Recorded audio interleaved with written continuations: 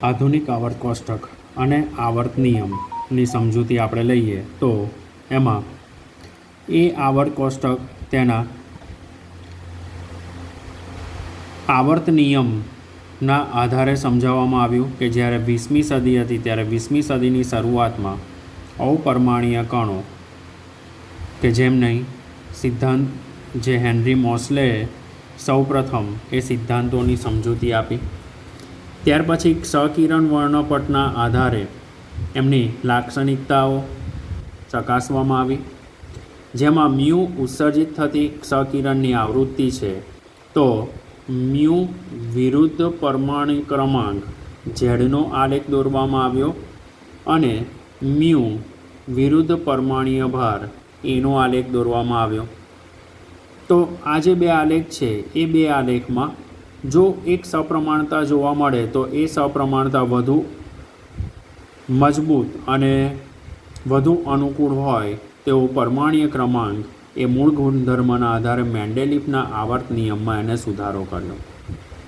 અને અગાઉ કીધું હતું એ પ્રમાણે તત્વોના ભૌતિક અને રાસાયણિક ગુણધર્મ તેમના પરમાણુય ક્રમાંકને આવર્તનીય વિધેય છે. આ આવર્તનીય વિધેય કુદરતમાંથી મળી આવતા ટોટલ 94 જેટલા તત્વોમાં સમાન જોવા મળી આવ્યો, બરાબર. અને એક્ટેનિયમ, પ્રોએક્ટેનિયમ કે જેવા અંડરલાઇન કરજો મિત્રો, એક્ટેનિયમ અને પ્રોએક્ટેનિયમની જેમ નેપ્ચ્યુનિયમ, પ્લુટોનિયમ પણ પીચ બ્લેન્ડ કે યુરેનિયમની કાચી ધાતુ છે તેમાંથી તે મળી આવ્યા છે. એટલે કે રેડિયો સક્રિય પદાર્થનું વિખંડન થઈ અને તેમાંથી ઓછા પરમાણુ ક્રમાંક ધરાવતા તત્વો આપણને પ્રાપ્ત થાય છે.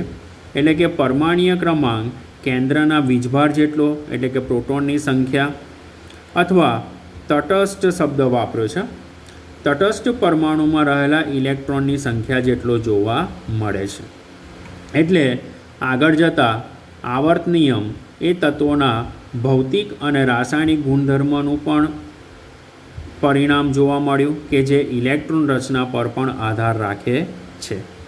ત્યાર પછી જોઈએ તો સમયાંતરે આવર્ત કોષ્ટકના જુદા જુદા સ્વરૂપો વિચારતા ગયા, જે એકબીજા સ્વરૂપો જે તત્વોની ઇલેક્ટ્રોન રચના પર ભાર મૂકતા ગયા અને એ આવર્ત કોષ્ટકના વિસ્તૃત સ્વરૂપ તરીકે સ્વીકારવામાં આવ્યું. આવર્ત કોષ્ટકમાં આડી હરોળને મેન્ડેલિફે શ્રેણી કીધું, જેને આગળ જતાં આવર્ત કહેવામાં આવ્યું, અને ઊભા સ્તંભને સમૂહ કહેવામાં આવ્યું કે જેને ફેમિલી તરીકે પણ ઓળખાય છે. એટલે તત્વનો સૌથી બાહ્યતમ કક્ષામાંનો ઇલેક્ટ્રોન રચના સમાન જોવા મળે છે. એટલે આવર્ત કોષ્ટકમાં ઊભા સ્તંભોમાં ગોઠવાયેલા જે તત્વો છે એ તત્વોને સમૂહ અથવા તો કુટુંબ તરીકે ઓળખવામાં આવે છે. ફેમિલી એટલે કુટુંબ. તો IUPACની જૂની પ્રણાલિકા મુજબ IA થી VIIA સુધી ટોટલ 7 સમૂહ આવ્યા. પછી જે VIII જે છે, બરાબર, 8. તો એમાં કોણ કોણ આવ્યા તો કે 8, 9 અને 10, બરાબર. પછી અહીંથી તમે ચાલુ કરશો તો 11થી લઈ અને 18, 17 સમૂહ સુધી જશો અને 0 એટલે 18મો સમૂહ જે પાછળથી ઉમેરવામાં આવ્યો કે જે આવર્ત કોષ્ટકની શોધ થઈ પછી એને અંદર ઉમેરવામાં આવ્યો છે, કે જે મહત્તમ ક્વોન્ટમ આંક n વડે દર્શાવ્યો. તે પછીના આવર્તોમાં અનુક્રમે 8, 8, 18, 18 અને 32 એમ 7 આવર્તોને અહીંયા દર્શાવવામાં આવ્યા. આ આવર્તમાં તત્વોના છઠ્ઠા આવર્તની જેમ જ 7મા આવર્તમાં પણ 32 તત્વો ગોઠવાયેલા હોવા જોઈએ. આમ છઠ્ઠા આવર્તમાં લેન્થેનાઇટ શ્રેણી અને 7મા આવર્તમાં એક્ટેનાઇટ શ્રેણીનો સમાવેશ કરવામાં આવ્યો છે. તો આ એનું આધુનિક મંતવ્ય અહીંયા દર્શાવ્યું છે અને આ આધુનિક મંતવ્યના આધારે આપણે એની રચના અહીંયા સમજીએ આપણે તો એ ક્લિયર થઈ જશે. તો મિત્રો આપણે જોઈએ તો અહીંયા ક્લિયર કીધું છે કે આ સેલ એટલે શું થશે મિત્રો? કક્ષા. સેલ એટલે આપણે લઈશું કક્ષા. તો આ જે કક્ષા છે અહીંયા જુદી જુદી કક્ષા આવેલી છે અને એ જુદી જુદી કક્ષા અહીંયા જોવા મળશે. તો આ પહેલી કક્ષા, બીજી કક્ષા, ત્રીજી કક્ષા અને ચોથી કક્ષા. જો મિત્રો અહીંયા તમે જુઓ, પહેલી કક્ષામાં એક જ સબસેલ એટલે ગૌણ કક્ષક આવેલી છે. સબસેલ એટલે મિત્રો ગૌણ કક્ષક, બરાબર. તો પહેલીમાં એક જ 1s. બીજીમાં તમે લેશો ને તો 2s અને 2p એમ બે ગૌણ કક્ષક આવેલી છે. ત્રીજીમાં તમે જશો તો 3s, 3p અને 3d એમ 3 ગૌણ કક્ષક આવેલી છે. તો આ રીતે અહીંયા ગાડી કક્ષા અને કક્ષક વચ્ચેનો ભેદ તમને અહીંયા ક્લિયર થઈ જશે. મિત્રો અહીંયા જુઓ, પહેલી જે કક્ષા છે એમાં 1s કક્ષક, બીજી કક્ષા જે છે એમાં 2s અને 2p, ત્રીજી કક્ષા જે છે એ 3s, 3p. પછી મિત્રો અહીંયા આગળ જે આ 4sની જે ઉર્જા છે એ 4sની ઉર્જા 3d કરતાં કેવી છે, થોડીક ઓછી. એટલે પહેલાં ઇલેક્ટ્રોન 4sમાં આવશે અને પછી ઇલેક્ટ્રોન 3dમાં જશે, બરાબર. અને ત્યાર પછી આપણે જઈએ તો 4p, 4d અને 4f. તો આમ 4 કક્ષા સુધી આપણે ગૌણ કક્ષકોનો ક્રમ જોવા જઈએ તો એ ગૌણ કક્ષકોનો ક્રમ હું આ રીતે લખી શકું છું: 1s is less than 2s, 1s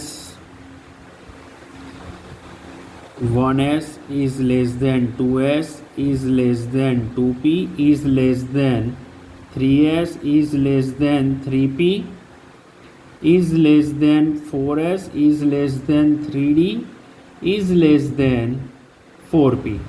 તો મિત્રો તમે અહીંયા જોશો ને તો આ જે 3 કક્ષકો જે છે ને, આ 4s, 3d અને 4p વચ્ચે ઉર્જાનો તફાવત ખૂબ જ ઓછો છે, કે જેમાં સૌપ્રથમ ઇલેક્ટ્રોન 4sમાં દાખલ થશે અને પછી ઇલેક્ટ્રોન 3dમાં દાખલ થશે, બરાબર. અને એ પોતાનું કક્ષકીય સ્તર પૂર્ણ કરે છે. તો મિત્રો અહીંયા હું લઉં છું આ 1s, અહીંયા લઈશ તો હું 2s, 2p, પછી લઉં છું તો હું 3s, 3p, બરાબર. પછી 3d અને 4s. પણ ઉર્જાનો જે સ્તર છે એ સ્તર આ બે વચ્ચે તફાવત ખૂબ જ ઓછો છે. એટલે પહેલાં ઇલેક્ટ્રોન 4sમાં ભરાશે, પછી જ ઇલેક્ટ્રોન 3dમાં ભરાય, બરાબર. એટલા માટે અહીંયા આગળ ઉર્જાનો ક્રમ અહીંયા તમને બતાવ્યો છે: 3p is less than 4s and 4s is less than 3d. તો મિત્રો આ સ્તર તમને જે તફાવત છે એ તફાવત અહીંયા તમને ક્લિયર થઈ જશે કે કેવી રીતે ઇલેક્ટ્રોન એની ગૌણ કક્ષકમાં જોવા મળે છે. પછી એના ભૌતિક અને રાસાયણિક ગુણધર્મના આધારે એમને ચોક્કસ તત્વોની ઇલેક્ટ્રોન રચના જુદા જુદા આવર્તમાં દર્શાવવામાં આવી અને એ આવર્તના આધારે એની સમજૂતી આપી. તો અહીંયા એવું કહેવા માગે છે કે જેમ જેમ ડાબી બાજુથી જમણી બાજુ તરફ જઈએ તેમ તેમ પરમાણુ ક્રમાંક વધે છે. પરમાણુ ક્રમાંક વધવાની સાથે એમના પરમાણ્વીય કદમાં પણ વધારો થાય છે. તો મિત્રો આ બીજો આવર્ત છે. બીજો આવર્ત જે આવર્ત છે એ આવર્તમાં કક્ષા ન બદલાય, કક્ષા એની એ જ રહેશે, કક્ષા બદલાશે નહીં. જો અહીંયા આગળ બીજી કક્ષામાં જ ઇલેક્ટ્રોન છે, બરાબર. આ એક, પછી આ 1 2 1 2 3 1 2 3 4, બરાબર. તો આ તમે જુઓ મિત્રો, અહીંયા 1 2 3, પછી 1 2 3 4 તમે ગણશો તો ક્લિયર થઈ જશે. તો અહીંયા ગાડી 5. એ રીતે n બરાબર 2 બીજી કક્ષામાં ઇલેક્ટ્રોન ઉમેરાતા જાય છે. તો આ જે કક્ષા છે એ કક્ષા આવર્ત છે, આવર્તમાં કક્ષા બદલાતી નથી, બરાબર. એટલે ત્યાં ઇલેક્ટ્રોનનો જે ક્રમ છે એ ક્રમ અહીંયા તમે આ રીતે લઈ શકો. લિથિયમથી ફ્લોરિન તરફ જાઓ. હવે મિત્રો અહીંયા ક્લિયર કરવાનું છે કે અહીંયા શું છે, તમારે n બરાબર 2 જ છે. n બરાબર 2 છે. અહીંયા ગાડી જોશો તો અહીંયા ગાડી 3 પ્રોટોન અને 3 ઇલેક્ટ્રોન છે લિથિયમમાં, જ્યારે ફ્લોરિનમાં અહીંયા ગાડી 9 પ્રોટોન અને 9 ઇલેક્ટ્રોન આવેલા છે કુલ. 1 2 3 4 5 6 7 8 અને 9. તો એનું કેન્દ્રગામી આકર્ષણ બળ ખૂબ જ જોવા મળે છે.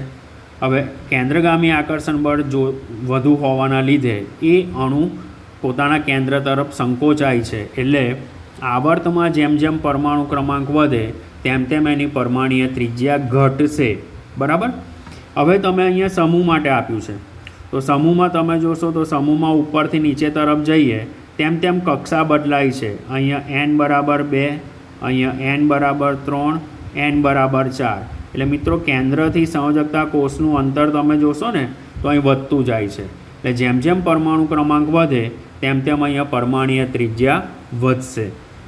જે ઇલેક્ટ્રોન રચનાના આધારે પણ આપણે એના ભૌતિક અને રાસાયણિક ગુણધર્મોમાં પણ તફાવત જોઈ શકીએ છીએ. બરાબર. તો પોટેશિયમ અને લિથિયમ, પોટેશિયમનું કદ મોટું છે, લિથિયમનું કદ નાનું છે. બરાબર. કારણ કે લિથિયમ લઈએ તો લિથિયમમાં n બરાબર 2 જ છે અહીંયા. બરાબર. આ બાજુ જઈએ તેમ તેમ એની રાસાયણિક આ બધામાં n બરાબર 2 છે અને જે કદ છે એ કદ અહીંયા શું થશે? ઘટે. ક્લિયર આટલું? તો આ વસ્તુ તમને ક્લિયર થઈ જવી જોઈએ. ત્યાર પછી મિત્રો હવે આપણે આગળ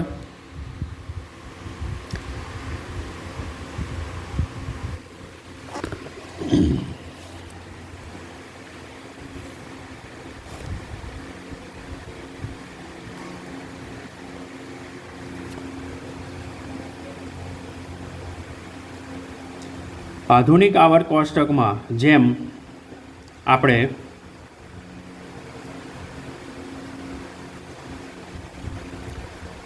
આવર્ત નિયમ તરફ જઈએ તો જ્યારે મેન્ડેલિફે આવર્ત કોષ્ટક વિકસાવ્યું ત્યારે ત્યાં રસાયણ અને પરમાણુના આંતરિક બળોની જાણકારી ન હતી. તેમ છતાં 20મી સદીની શરૂઆતમાં અવપરમાણુય કણોનો સિદ્ધાંત એને આપ્યો.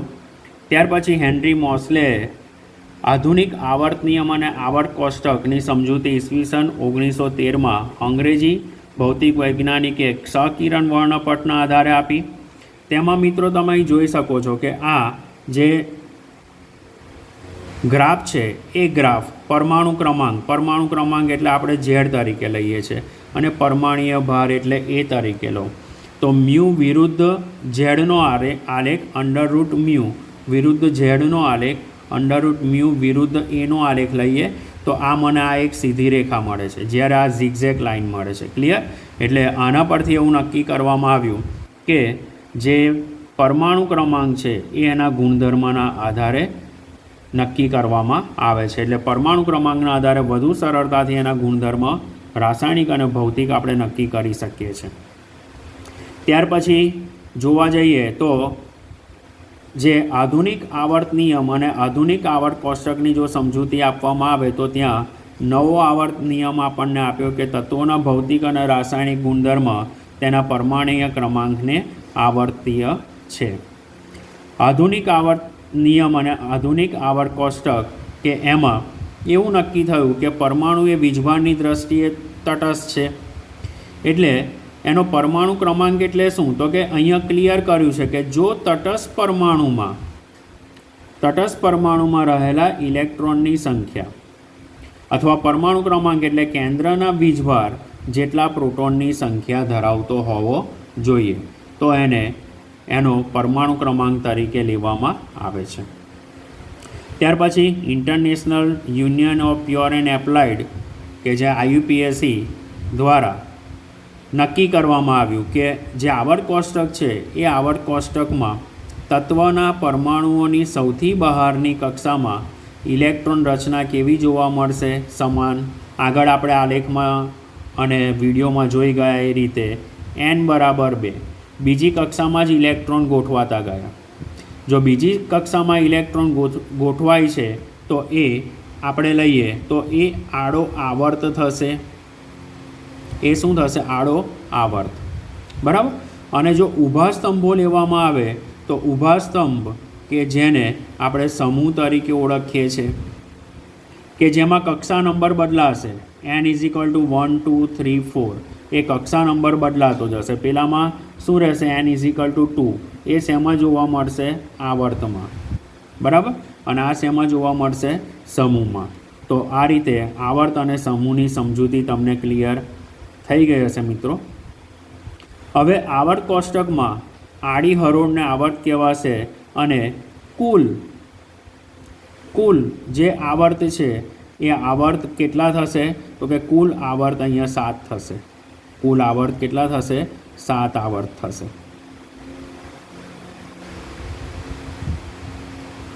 કુલ આવર્ત કેટલા થશે મિત્રો? અહીંયા ગાડી 7 આવર્ત થશે. બરાબર. એમાં સૌથી નાનો આવર્ત લઈએ તો આવર્ત 1ને અતિ લઘુ આવર્ત તરીકે લેવામાં આવે છે કે જેમાં 2 જ તત્વો સમાવેશ થાય છે. આવર્ત 2 અને 3 કે જેમાં અનુક્રમે પ્રથમ અને દ્વિતીય લઘુ આવર્ત તરીકે લેવાય છે, જેમાં 8 તત્વોનો સમાવેશ થાય છે. ત્યાર પછી આપણે જઈએ તો આવર્ત 4 અને 5 કે જે અનુક્રમે પ્રથમ અને દ્વિતીય દીર્ઘ લાંબો, તો એમાં 18 તત્વોનો સમાવેશ થાય છે. અને ત્યાર પછી આવર્ત 6 અને 7મો, તો એમાં ટોટલ 32 તત્વોનો સમાવેશ થાય છે, જેમાં 14 તત્વોની લેન્થેનાઇડ અને એક્ટેનાઇડ શ્રેણીનો સમાવેશ પણ થાય છે, જેને તળિયા પર દર્શાવેલું છે. આ લેન્થેનાઇડ અને આ એક્ટેનાઇડ શ્રેણી તરીકે ઓળખાય છે. તો મિત્રો આમ આવર્ત કોષ્ટક તમને ક્લિયર થઈ ગયું હશે અને એ આવર્ત કોષ્ટકમાં આપણે આ રીતે સમજૂતી લઈ શકીએ. ત્યાર પછી 1 થી 194 તત્વો પછીના જે તત્વો છે એ રેડિયો એક્ટિવ તત્વો તરીકે લેવામાં આવે છે. હવે આપણને અહીંયા ક્લિયર સમજાવ્યું છે કે 0 માટે nil, un, bi, tri, quad, pent, hex, hept ટેક્સ્ટબુકમાં આ ટેબલ આપેલું જ છે. એના પરથી તમારે સામાન્ય નામ અને IUPAC નામ પણ અહીંયા ગાડી સમજવાનું છે અને એ નામના આધારે તમારે દરેકના જે નામ છે એ નામ તમારે મોઢે કરવાના છે. બરાબર, કે જે પ્રતિનિધિ તત્વો તરીકે આપણે લઈ શકાય. હવે આ જે તત્વો છે એ તત્વોની ઇલેક્ટ્રોન રચનામાં મુખ્યત્વે જોવા જઈએ તો KLMN એટલે n બરાબર 2, 1, 2, 3, 4 તરીકે લઈ શકાય. SPDF એ રીતે આપણે લઈ શકીએ છીએ અને એ રીતે તત્વોની ઇલેક્ટ્રોન રચના લખી શકીએ છીએ. હવે મિત્રો આપણે આગળ જઈએ તો ત્યાં 1 થી 100 તત્વોના જે નામ છે એ નામ અહીંયા ક્લિયર કર્યું છે ટેક્સ્ટબુકમાં આપણને. આ ખાસ ગ્લેન્ટી સીબોર્ગે એવું કીધું કે 20મી સદીના મધ્યભાગમાં પ્લુટોનિયમની શોધ થઈ અને ત્યારબાદ યુરેનિયમ તત્વો 94 થી 102 તત્વોને પુનઃ ગોઠવી લેન્થેનાઇડ અને એક્ટેનાઇડની રચના કરવામાં આવી અને એના માટે સીબોર્ગના કાર્ય માટે એને નોબેલ પારિતોષિક આપવામાં આવ્યું, જેમના આધારે એમનું 106 તત્વનું નામ સીબોર્ગ વૈજ્ઞાનિકના આધારે સીબોર્ગિયમ એવું રાખવામાં આવ્યું છે. હવે આવર્ત કોષ્ટક તો તમને મેં ક્લિયર કરી જ દીધો. હવે આવર્ત કોષ્ટકમાં આપણે જઈએ તો આવર્ત કોષ્ટક અહીંયા જોઈ લો મિત્રો. આવર્ત કોષ્ટક, તો એ આવર્ત કોષ્ટકમાં પહેલાં 2 જે છે, બરાબર, 2 એ હાઇડ્રોજન અને હિલિયમ, આમ 2. પછી તમે લેશો તો આ બીજો લઘુ આવર્ત છે, આ બીજો લઘુ આવર્ત, એમાં 8 તત્વો. ત્રીજો લઘુ આવર્ત, એમાં 8 તત્વો. પછી લાંબો આવર્ત કે જેમાં 18 તત્વો. દ્વિતીય લાંબો આવર્ત, એમાં 18 તત્વો. ત્યાર પછી આ ટોટલ 32 તત્વો, પણ એમાં 14 તત્વો અહીંયા નીચે દર્શાવ્યા છે, આમાં પણ 32 તત્વો. આ જે 14 તત્વો છે લેન્થેનોન શ્રેણીની છે અને પછીના જે છે એ એક્ટેનાઇટ શ્રેણીના પણ જોવા મળે છે. હવે મિત્રો બીજી એક વસ્તુ જે MCQમાં પૂછાય છે તે અહીંયા ખાસ ધ્યાન રાખજો. રોમન આંકડાના આધારે તમે અહીંયા જોશો તો અહીંયા બધે ક્રમ મળતો આવે છે VIIA, તો એ 7 કહેવાશે. પણ જે અહીંયા જે છે એમાં કયા સમૂહ આવી ગયા? તો કે 8, 9 અને 10. 8માં પછી IB તરીકે આપ્યું 11, ડબલ IB એટલે 12, એ રીતે આપણે જઈએ તો VIIB એટલે 17 આવી જશે અને આ જે 18મું અથવા શૂન્ય સમૂહ છે એને પાછળથી ઉમેરવામાં આવ્યો છે. તો આ વસ્તુ તમને ક્લિયર થઈ જશે. પછી બીજું મિત્રો અહીં આગળ લેન્થેનાઇટ શ્રેણીની સામાન્ય ઇલેક્ટ્રોન રચના અને એક્ટેનાઇટ શ્રેણીની સામાન્ય ઇલેક્ટ્રોન રચના આપેલી છે, જે MCQ માટે તમારે બોર્ડમાં પણ તૈયાર કરવી પડશે, પણ પૂછાય. બરાબર, તો એ વસ્તુ તમે ધ્યાનમાં રાખજો. ત્યાર પછી આપણે જઈએ તો આ આવર્ત કોષ્ટકમાં આપણે અહીંયા 1 થી 100 તત્વોની ઉપરના તત્વોના જે નામ છે એ નામ અહીંયા સમજવાના છે. તો 100 તત્વોથી ઉપરના તત્વોના નામ સમજવા માટે 101મું તત્વ, તો એના માટે અન, નીલ, અન, ઈયમ. તો એના પરથી અનનો યુ, નીલનો એન, અન, નીલ, અન. બરાબર, તો એનું શોર્ટ ફોર્મ શું થશે? UNU. એને મેન્ડેલિયમ તરીકે ઓળખાય. મેન્ડેલિફ નામના વૈજ્ઞાનિક પરથી એવી રીતે 102 નોબેલ પારિતોષિક પરથી આવે છે નોબેલિયમ, અન, નીલ, બીયમ. એટલે પાછળ તમારે મિત્રો ઈયમ બધામાં લાગ્યું હશે, બધામાં ઈયમ. જો આ ઈયમ. બરાબર, આગળના જે આલ્ફાબેટ છે એના પૂર્વગો મૂકી અને પાછળ એનો ઈયમ લગાડવાનો. પછી મિત્રો તમને 104 તત્વ પૂછાય તો એનું IUPAC નામ થશે રુથરફોર્ડિયમ. 106 તો કે એનું નામ થશે સિબોર્ગિયમ.